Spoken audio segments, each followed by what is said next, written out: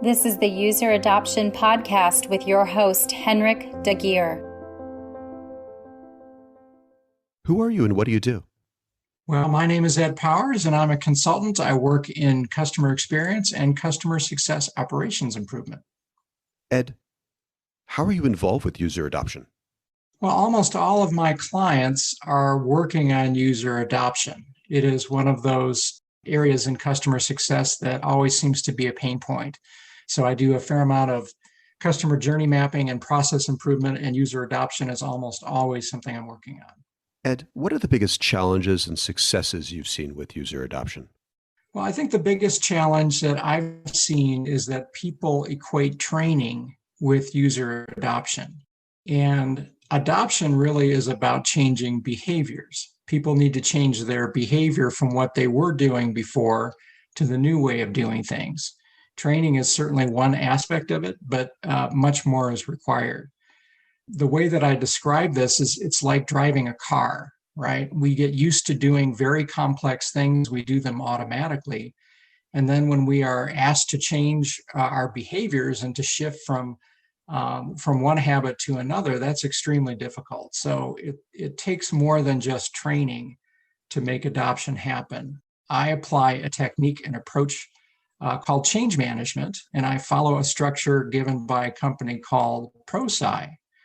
And in change management, there are 5 phases, and it's called ADKAR. So ADKAR stands for awareness, D is for desire, K is for knowledge, A is for ability, and R is for reinforcement. So this describes successful change, and that's for all of us individually and then collectively. So people must first be aware of what is the problem that we're trying to solve. Why should we change from doing things this way to the new way of doing things? What's the benefit of that? They need to have desire to make a personal choice and to commit the time and energy and attention to learn something new. They need to increase their knowledge, which is training. They also need to have the ability to perform the new skill or to put the new knowledge into action. So those processes must support that. And that behavior must be reinforced and reinforced and reinforced until the new habit takes hold. So all of those phases must occur with every individual user in order for adoption to really occur.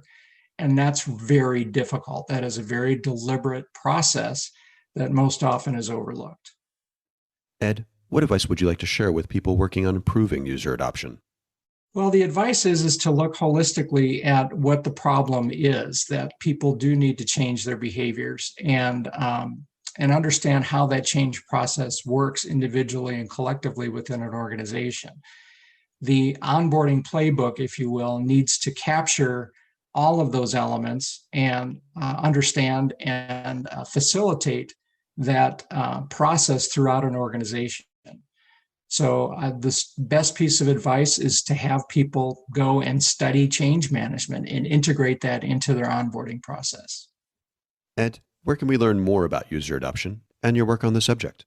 Well, I would encourage people, if you're interested in the subject, and I also write quite extensively about neuroscience, neuroeconomics, behavioral economics. It's a passionate area for me. I write a lot on LinkedIn, so connect to me on LinkedIn or follow me there. I also have a website for my consulting practice. It's www.se as in service excellence-partners.com.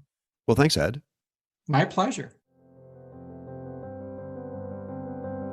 For more on this, visit useradoptionpodcast.com. Don't forget to please subscribe, rate, and review.